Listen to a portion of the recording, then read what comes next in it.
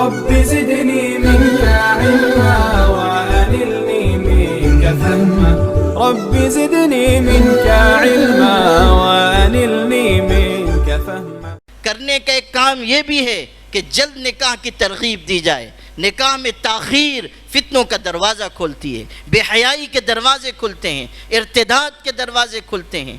اسی طرح گھروں میں کسی اچھی دینی کتاب کی روزانہ خواندگی کا پڑھ کر سنائے جانے کا نظام بنایا جائے۔ ماں باپ تربیت پر توجہ دیں، اور صرف ماں باپ پر نہ چھوڑیے، اس لیے کہ ماں باپ میں سے بھی بہت سے ایسے ہیں جو دین سے نابلد ہیں۔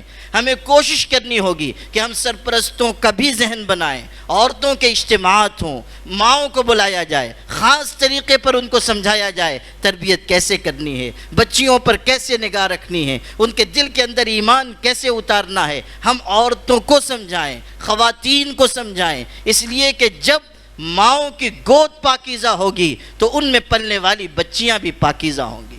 دینی تعلیم کا انتظام کریں۔ یہ بات ہمیشہ یاد رکھیے، جہاں بارش نہیں ہوتی ہے وہاں کی فصلیں خراب ہو جاتی ہیں، اور جہاں دینی تعلیم و تربیت نہیں ہوتی ہے وہاں کی نسلیں خراب ہو جاتی ہیں۔ نسلوں کے بگاڑ اور خرابی کا بنیادی سبب دینی تعلیم و تربیت سے دوری ہے۔ اس کا ہمیں انتظام کرنا ہوگا۔ یہ سب کرنے کے وہ کام ہیں جو ہمیں مل جل کر کرنے ہوں گے۔ پھر یہ کہ اگر پتہ لگ جائے کہ فلاں بچی جا رہی ہے یا جانے والی ہے، اس کو روکنے کے لیے قانونی دائرے میں رہتے ہوئے ہم جو محنت کر سکتے ہیں ہمیں ضرور کرنی چاہیے، پورا زور لگا دینا چاہیے، بس بر جتنی کوشش ہے کرنی چاہیے۔ کہیں کامیاب ہوں گے، کہیں ناکام ہوں گے، لیکن اللہ کی مدد ہمارے ساتھ شامل حال ہوگی۔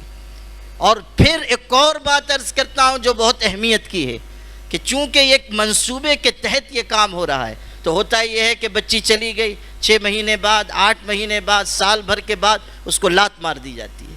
لیکن اب یہ ہوتا ہے کہ سماج نے ادھر دروازہ بند کر دیا، اور جہاں وہ پناہ لینے گئی تھی وہاں سے وہ ٹھکرا دی گئی۔ نتیجہ یہ نکلتا ہے کہ نہ وہ واپس آ سکتی ہے نہ وہاں رہ سکتی ہے، اور اس کے سامنے بس 2 ہی راستے باقی بچتے ہیں کہ یا تو وہ خودکشی کر لے اور یا تو جسم فروشی کی راہ پر چلی جائے۔ یہ صورتحال بہت سنگین ہے۔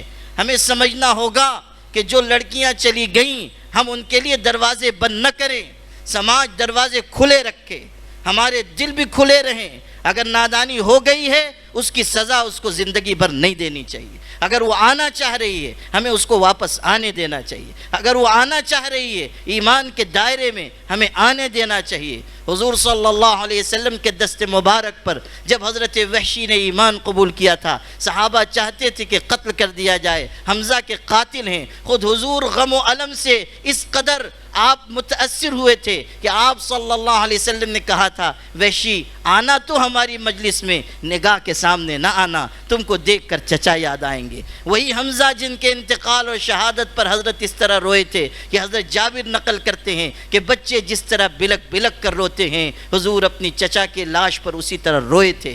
لیکن آپ نے وحشی کے ایمان کو تسلیم کیا اور آپ نے وحشی کو ہاتھ لگانے سے منع کر دیا۔ حضرت وحشی کے سلسلے میں لوگوں کا ذہن یہ تھا کہ قتل کر دیا جائے۔ بعض لوگوں نے کہا تو حضرت نے کیسا خوبصورت جواب دیا، ارشاد فرمایا کہ کسی ایک شخص کا مسلمان ہو جانا 1000 کافروں کو قتل کر دینے سے بہتر ہے۔